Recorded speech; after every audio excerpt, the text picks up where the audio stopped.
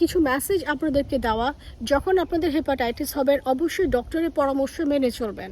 কোনো herbal remedy, তারপরে হলো যে বনজি চিকিৎসা, মালা পরানো, তারপরে হচ্ছে যে হলুদ পানি ধোয়ানো, হলুদ পানি বের হওয়া, এগুলো প্লিজ করবেন না। কারণ এগুলো করতে গেলে আলটিমেটলি যেটা হয়, শেষ পর্যন্ত আপনারা কিন্তু হাসপাতালে ভর্তি হন সিরোসিস অফ লিভার নিয়ে, যেটার আসলেই শেষ পর্যন্ত আর কোনো চিকিৎসা করবার থাকে না। এবং এটা আসলেও একটা ডিজিজ, সেই লেভেলে যখন রোগী চলে যায় আসলে তখন আর আসলে রোগী আসলে মৃত্যুর দিকে এগিয়ে যায়। অতএব এটা খুব খেয়াল রাখবেন।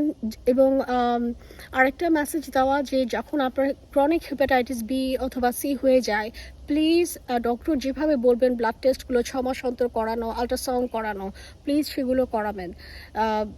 এবং আপনারা সবসময় মনে রাখবেন যে হেপাটাইটিস বি, সি এগুলো আপনি যত উন্নত চিকিৎসায় করান না কেন, আপনার হতে পারে এগুলোর যে অ্যান্টিজেনগুলো সেগুলো ব্লাডে হচ্ছে ডিটেক্টেবল নাও হতে পারে একটা লেভেলে যাওয়ার পরে।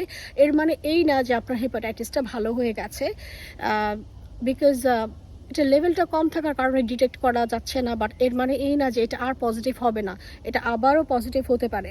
সো এই যে ভুল ধারণা আছে আমাদের রোগীদের মধ্যে জন্ডিসকে নিয়ে, সেগুলো সম্পর্কে আপনাদের মধ্যে একটু অ্যাওয়ারনেস তৈরি করা, সচেতনতা তৈরি করা, এবং ভুল চিকিৎসা অবশ্যই ভুল চিকিৎসাগুলো থেকে আপনারা বের হয়ে আসেন।